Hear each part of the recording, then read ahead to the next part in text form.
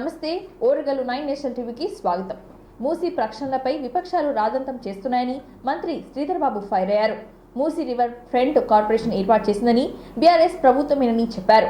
2017లోని Musi river front corporation ఏర్పాటు చేశారని చెప్పారు. మూసీకి 50 మీటర్ల దూరంలో బఫర్ జోన్ నిర్ణయించారని, దీనికోసం జీవో నెంబర్ 7 తెచ్చారని వెల్లడించారు. మూసీకి ఎఫ్టీఎల్ బఫర్ జోన్ ఫిక్స్ చేయాలని 2020లో జూన్ 25న కేటీఆర్ ఆదేశించారని చెప్పారు. మూసీలో అక్రమ కట్టడాలను గుర్తించాలని, బఫర్ జోన్ గుర్తించాలని ఆనాడు కేసీఆర్ ఆదేశించలేదా అని ఆయన ప్రశ్నించారు. మూసీని కాలుష్యరహితంగా ప్రశ్నించారు శ్రీధర్ బాబు. గుర్తించాలని ఆనాడు కేసీఆర్ ఆదేశించలేదా అని ఆయన ప్రశ్నించారు. మూసీని కాలుష్యరహితంగా చేస్తామని కేసీఆర్ చెప్పలేదా అని ప్రశ్నించారు శ్రీధర్ బాబు. వాయువు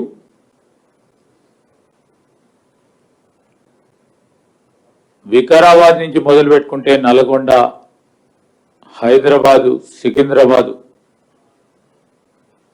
ఈ జిల్లా వాసులందరికీ కూడా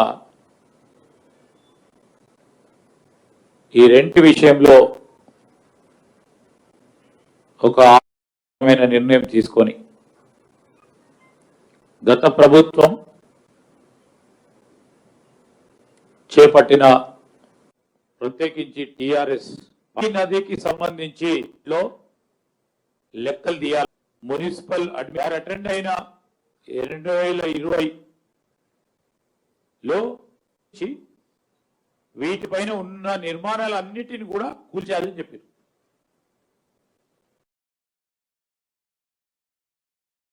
వారి స్ట్రాటజీ పరంగా ఈరోజు ఒక మాట వార్ ఫ్రంట్ లో అంటే యుద్ధ ప్రతిపాదక మీద అక్రమాలను తొలగించాలని స్పష్టంగా చెప్పింది. అది కూడా 2022లో ఆ మాక్సిమం డిశ్చార్జ్ కంటే ఎక్కువ వచ్చింది. With all line departments Telangana survey and boundaries wise maps కూడా ఫిక్స్ చేశారు.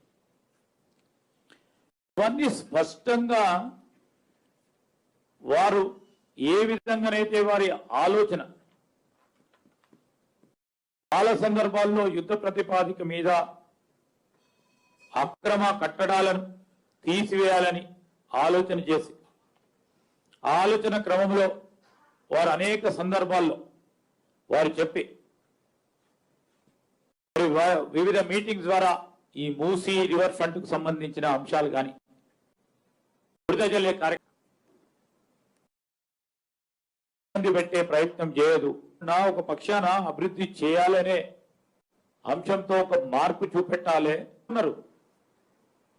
ఈ విషయంలో ఆ ప్రాంతం సార్ మంత్రి గారు సీవరేజ్ ప్లాంట్లు కట్టాలా, ఎక్కడైతే నోటీసులు ఇచ్చింది దానికి ఇబ్బంది జరగకుండా తప్పకుండా మూసీ ప్రక్షాళన చేయడం జరుగుతుంది.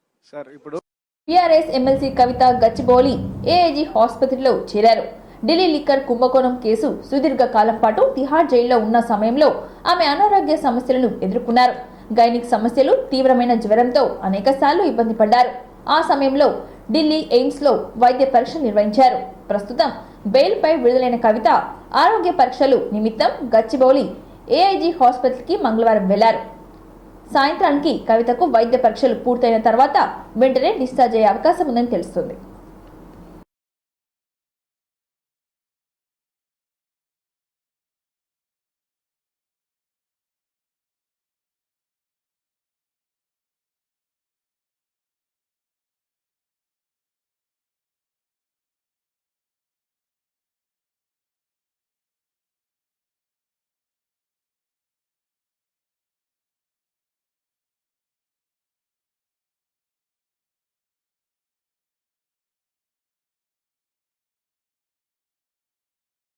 టీఆర్ఎస్ దిగజారుడు రాజకీయాలు చేస్తుందని తెలిపారు ఎంపీ రఘునందన్ రావు.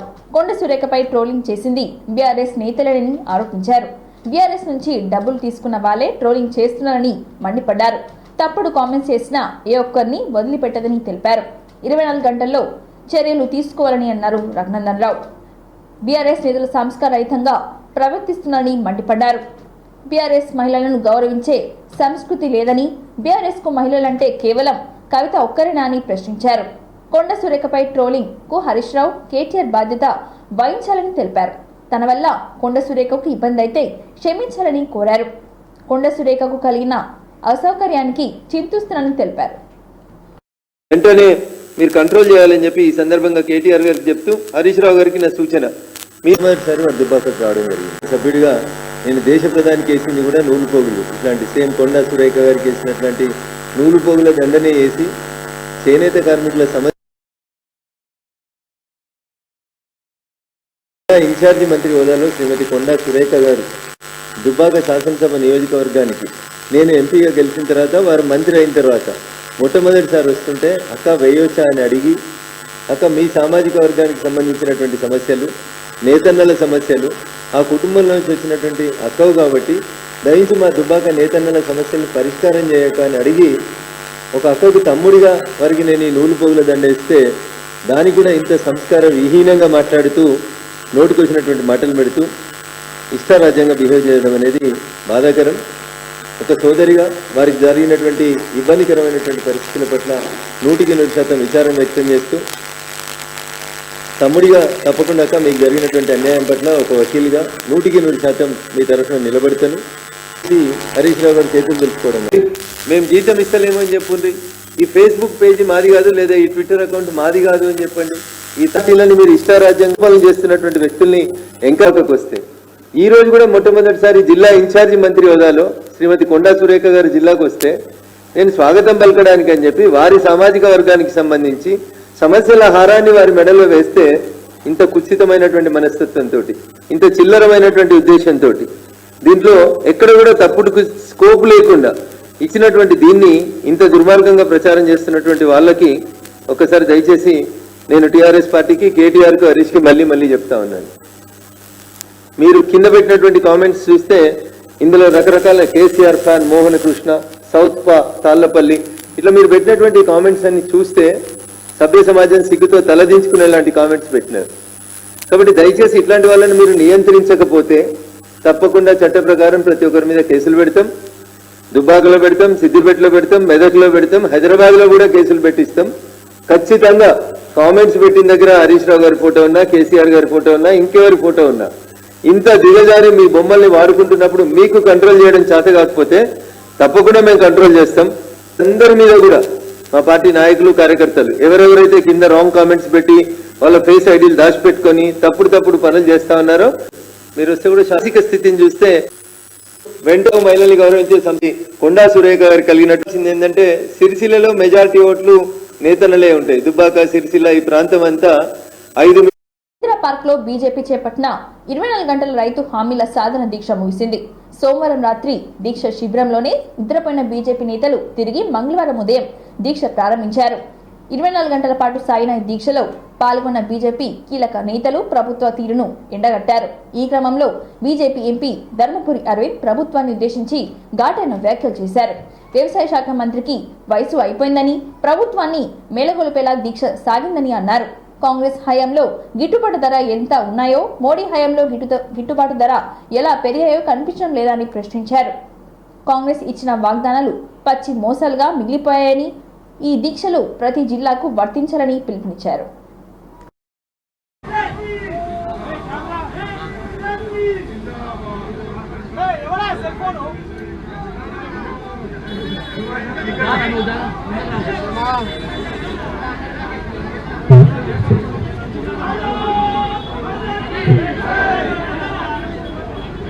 ముగింపు కాదు, కేవలం విరామం మాత్రమే.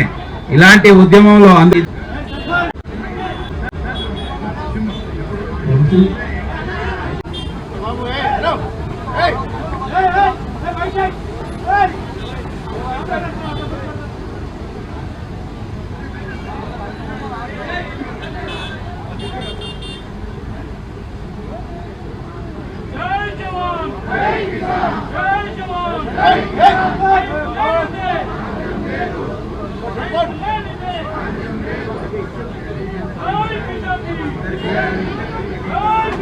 అయిపోయి కేసీఆర్ శకం ఒడిసింది, 75 ఏళ్ళు దాటి అయిపోయి కేసీఆర్ శకం ఒడిసింది, ముసలోడు 75 ఏళ్ళు దాటింటాడు.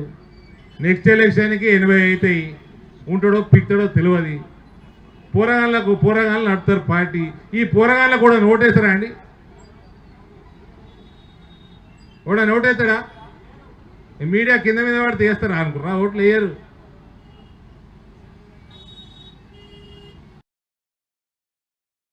పటేల్ గారు, సీనియర్ పార్లమెంట్ సభ్యులు ఈటల శాసనసభ్యులు గారు రైతుల పక్షాన, రైతుల పక్షపాతిగా ఎప్పటికప్పుడు పోరాటం చేస్తూ గత 9 నెలల్లో ఈ రాష్ట్రంలో నేను ఒకటి అడుగుతా ఉన్నాను. తెలంగాణ రాష్ట్రం వచ్చిన 9 నెలల్లో అన్ని వర్గాల ప్రజల్ని విస్మరించి అన్ని వర్గాల ప్రజల్ని మోసం చేసినటువంటి ముఖ్యమంత్రి రేవంత్ రెడ్డి గారు ఈరోజు సమస్యలన్నీ గాలి కొదిలేసి, ఇచ్చిన హామీలు గాలి కొదిలేసి ఈరోజు కేవలం హైదరాబాద్ ఢిల్లీ హైదరాబాద్ చక్కర్లు కోరుతున్నాడు. ఎందుకంటే ఢిల్లీలో పబ్బం కట్టాలన్నట. కుటుంబాలను కొల్లగొట్టి లేదా మీరు జేబు నింపుకోవడానికి రిలీజ్ చేసిండు. 5,000 కోట్లు 17,000కు తగ్గిస్తున్నాడు. మరోవైపు ఇక్కడ మూసీ ప్రక్షాళన కోసం 50,000 కోట్లను 1,50,000 కోట్లకు పెంచుకొని గుత్తేదారుల జేబులు నింపడం కోసం ఒక కొత్త ప్రాజెక్టు నింపుతున్నారు తప్ప ఇక్కడ ప్రజా క్షేత్రంలో ప్రజల కోసం, అట్టడుగు పడుగు బలైన వర్గాల కోసం నీ ప్రభుత్వమే ఈరోజు కరప్షన్ అడ్డగా మారింది. నేను ఆర్ట్ ద్వారా టైం పాస్ చేస్తారు తప్ప కేబినెట్ మీటింగ్ లో అవసరం లేని హామీలు ఇవ్వని హైడ్రా గురించి, అవసరం లేని హామీలు ఇవ్వనటువంటి మూసినటువంటి స్టేట్మెంట్ ఖండిస్తున్నాం. తుమ్మల నాగేశ్వరరావు గారు అవగాహన రహితమైనటువంటి స్టేట్మెంట్ ఇచ్చారు. భారతీయ జనతా పార్టీ ఎప్పుడైనా దీక్షకు పెద్ద చేయవలసిందిగా गरीबों का घर तोड़ने का काम कर रहे हैं. एक जगह पे गरीबों का घर आप विदाउट జిల్లా కాంగ్రెస్ పార్టీ కార్యాలయంలో పత్రికా సమావేశం నిర్వహించిన హన్మకొండ జిల్లా కాంగ్రెస్ పార్టీ అధ్యక్షులు ఎమ్మెల్యే నాని రాజేందర్ రెడ్డి. ఎమ్మెల్యే మాట్లాడుతూ 10 నెలల్లో కలలు కన్న చరిత్ర నీది, 10 నెలల్లో పడి లేచిన కెరటంలా అభివృద్ధి చేసిన చరిత్ర నాది అని తెలిపారు. నా రాజకీయ జీవితం తెచ్చిన పుస్తకం బీసీ ఐక్యత అంటున్న నువ్వు నీ చుట్టూ ఒక్కరిన బీసీలను ఎదగలిచ్చినావా? నీ వెంట ఉన్న ప్రభాకర్ సాంబయ్యలను ఎంత అనగదొక్కావో మాకు తెలియదా అని ఆయన తెలిపారు. నేను రెడ్డి అయినా నా చుట్టూ ఉన్న మొత్తం బీసీ నేతలే అన్ను ఆయన తెలిపారు. నా దగ్గర అన్ని కులాల వాళ్ళు ఉన్నారని, కానీ నీ దగ్గర కులాలు ఏంటంటే కబ్జా కులం, దోపిడీ కులం, గూండాల కులం, కాంగ్రెస్ వాళ్ళు గూండాలు, రౌడీజులు అంటున్నావు. నేను జరిగిన తంతులో అక్కడ బయలుదేరినట్టు ఇక్కడ అవసరస్తాన్ని 1000 ఫోటోలు పెట్టాలి. ఆడ కట్టించిన అని చెప్తాడు. ముందు కూడా ఇవాళ అక్కడ ఉన్నటువంటి పెద్ద ఆడ కాంపౌండ్ కట్టుకున్నారు. ముందు సైడ్ మున్సిపల్ ఫండ్ పెట్టి అప్పుడున్న కార్పొరేటర్ కూడా నిన్న అక్కడ కట్టించింది. ఆయన రూపాయి పైసా పెట్టలేదు, రూపాయి కాదు పైసా పెట్టలేదు, నేను కట్టించిన అని చెప్పుకుంటున్నాను. ఇంకా దౌర్భాగ్యం ఏంటంటే దళితులందరూ కాంగ్రెస్ కోటేస్తారు. కాంగ్రెస్ ఒక్క ఇల్లు ఒకటే 2 అడగా నేను మీకు 9 రూపీస్ మీద కూడా నేను అడిగిన ఒక్కరితో అనిపి రాజీనామా చేస్తా అన్నా. నేను ఒక్కరితోటే 2వ వ్యక్తులు అడగలే. చాతగాని దద్దమ్మలు తిరిగా వచ్చినాను మాటలు మాట్లాడి ప్రెస్ మీట్ పెట్టి వచ్చినాను మాట్లాడి అన్ని అయిపోతాయి అనుకోని మళ్ళీ దాన్ని చేతులు దుక్కుని పోతే ఇదా అంత పెద్ద లీడర్ నువ్వే చెప్తున్నా. స్థాయి శ్మశాన వాటికలు అన్ని కూల కొడితే ఇప్పుడే కొత్త కూల కొడితే నేను పోయినా అక్కడ కూలకొచ్చిన 10 నిమిషాలలో నేను పోయినా ఇప్పటి వరకు నువ్వు పెద్దమ్మగడ్డకే పూలకొచ్చే కాడికి FIR చార్జ్ షీట్ చూపించిన. కబ్జాలకు మారు పేరు ఇలా హనుమకొండ వరంగల్ వెస్ట్ నియోజకవర్గంలో కబ్జా కోరు, గుండాయిజం, రౌడీజం ఎవరు అంటే ఏకైక వ్యక్తి పేరు చెప్తారని వినయ్ భాస్కర్ నటన. ఆఖరికి చేస్తున్నాం. దీన్ని రెచ్చగొట్టి ఒకటే యూట్యూబ్ లో పెడతా. అరే నిన్ను ముట్టుకొని చేస్తున్నాం అయితే నువ్వు ఎన్నడన్నా పోనిచ్చావు అమ్మ ఇంట్లోకి వెళ్ళిపోయి అక్కడ బయలుదేరినట్టు పోయేది. సుధాకర్ గారు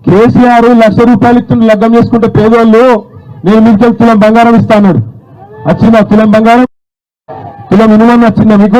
1,50,000 కోట్ల రూపాయలతోని 1,50,000 కోట్లు రూపాయలు కాదు, లండన్ లెక్క చేసి ఇక్కడ ఉన్న గరీబ్ వాళ్ళందరినీ తీసుకుపోయి జంగల్లో వారిస్తారట. మరి ఊకున్నావా? లక్ష్మి ఇంటి మీద కోతురులే రెండో పెట్టరా కింద ఇల్లు కూడా కొట్టమని ఎవరు చెప్పిండు? ఎవరు చెప్పలే. ఇందిరమ్మ రాజ్యం ఇల్లు కట్టిస్తా అన్నావు, ఇల్లు కూలగొడతా అని చెప్పలే. అయినా నాకు తెలియక అడుగుతున్నా, మీరు గెలిపించిన ఓట్లు ఎంచుకొని పదవులలో కూర్చొని ప్రజలకు కష్టం వచ్చినప్పుడు తప్పించుకుపోయేటోడు నాయకుడు ఎట్లయితారని అడుగుతున్న కిషన్ రెడ్డిని నేను. ఇలా అందుకు మేము ఇవ్వాలని కూడా సిద్ధంగా లేము. బతుకమ్మ పండుగను పురస్కరించుకొని హన్మకొండ రెడ్డి కాలనీ పరిధిలోని సమత హై స్కూల్లోని మంగళవారం విద్యార్థులు ముందుగానే పూల పండుగను ఘనంగా నిర్వహించారు. పిల్లలు వివిధ రకాల పూలతో బతుకమ్మను పేర్చి దాని చుట్టూ సాంప్రదాయ నృత్యాలు చేస్తూ బతుకమ్మ పాటలు పాడుతూ ఆనందించారు. 9 రోజుల పాటు జరుపుకునే బతుకమ్మ పండుగ యొక్క విశిష్టతను ఉపాధ్యాయులు విద్యార్థులకు తెలియజేశారు. ఈ కార్యక్రమంలో స్కూల్ ప్రధాన ఉపాధ్యాయులు కరుణాసాగర్ రావు, భారతి, ఉపాధ్యాయులు, విద్యార్థులు పాల్గొన్నారు.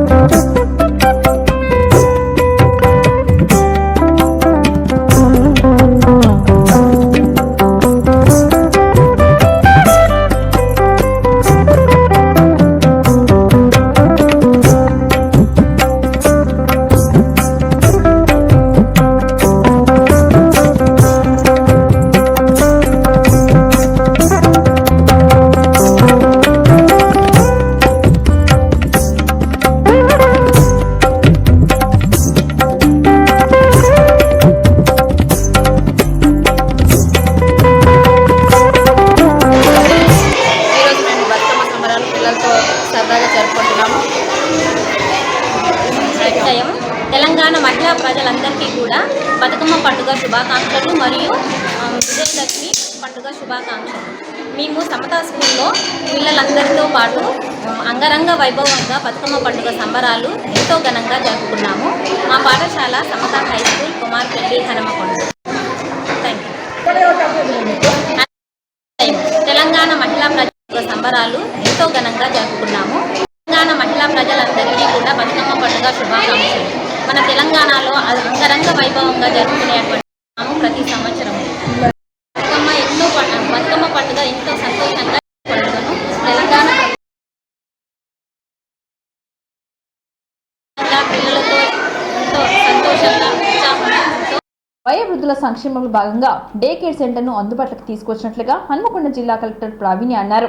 అంతర్జాతీయ వయోవృద్ధుల దినోత్సవం పురస్కరించుకొని వయోవృద్ధుల కోసం హన్మకొండలోని జిల్లా పరిషత్ ఆవరణలో నూతనంగా ఏర్పాటు చేసిన వయోవృద్ధుల డే కేర్ సెంటర్ భవనాన్ని కలెక్టర్ ముఖ్య అతిథిగా హాజరై ప్రారంభించారు. అనంతరం ఆపదలో ఉన్నవారికి దాతలు రక్తదానం చేయడం వల్ల ప్రాణదాతలుగా నిలుస్తారని తెలిపారు.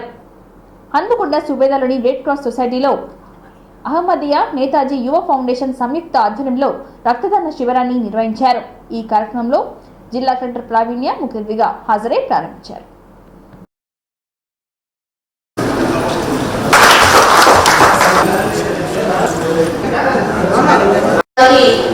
పరిష్కరించడమైనది విజయవంతంగా ముగించడం జరిగింది.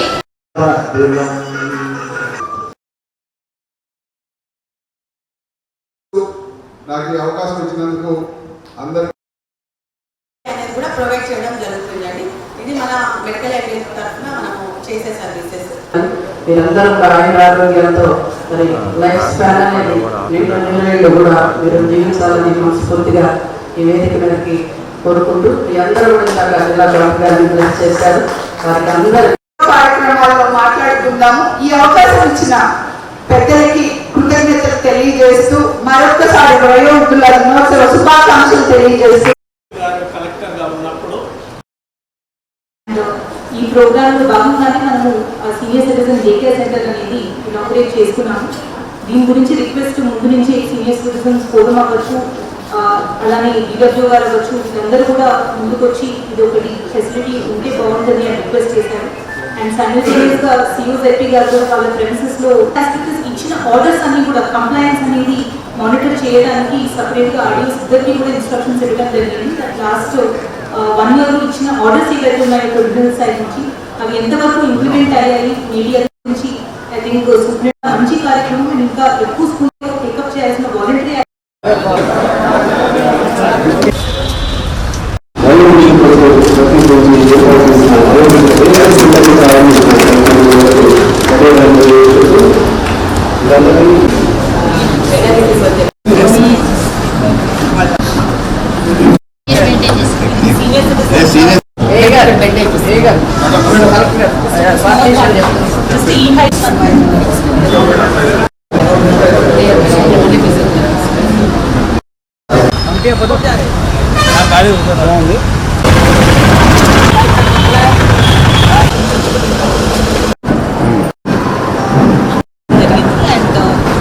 దాదాపు 20 మెంబర్స్ బ్లడ్ డొనేట్ చేశారు. ఈవినింగ్ ఇంకా ఎక్కువ మంది కూడా 60 to 70 మెంబర్స్ వచ్చి బ్లడ్ డొనేట్ చేస్తారు.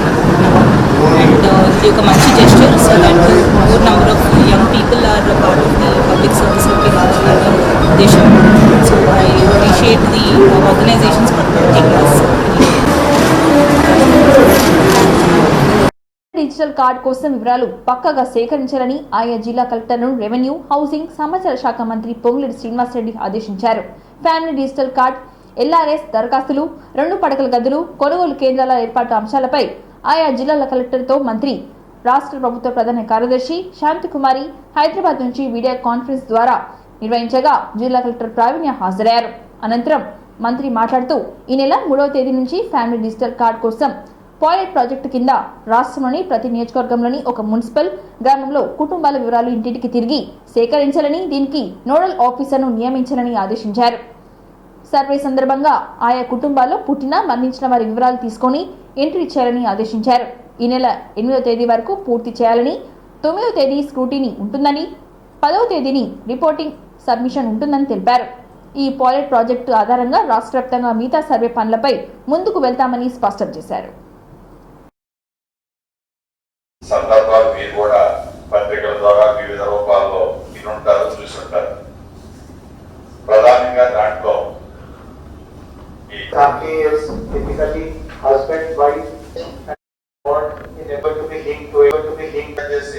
అది కమ్యూనికేట్ చేయాలి. ఈ రోజు చేస్తారా, రేపు చేస్తారా దాంట్లో each GP Panchayat secretary it self is team కాబట్టి అక్కడ ఆల్మోస్ట్ ఒక 70 లాగిన్స్ సపరేట్గా జీపీ వైజ్ ఇవ్వడం జరిగింది. So we started initially, we had done the training as per Principal Secretary's instructions. We had given training to all of them. We had ensured that logins were created for everybody. దాని తర్వాత field కూడా వెళ్ళారు ma'am. I and municipal commissioner also personally went to the field in 3-4 cases. We saw how long it was taking on the app. ఇవన్నీ కూడా check చేశాం ma'am. After that even gave the feedback ma'am and sir has rectified most of those issues ma'am. Save option అనేది plus and lot we have completed so far something ma'am and come back ma'am. This is what an action plan for the next 10 days and review daily. Yes for each of the next 10 days.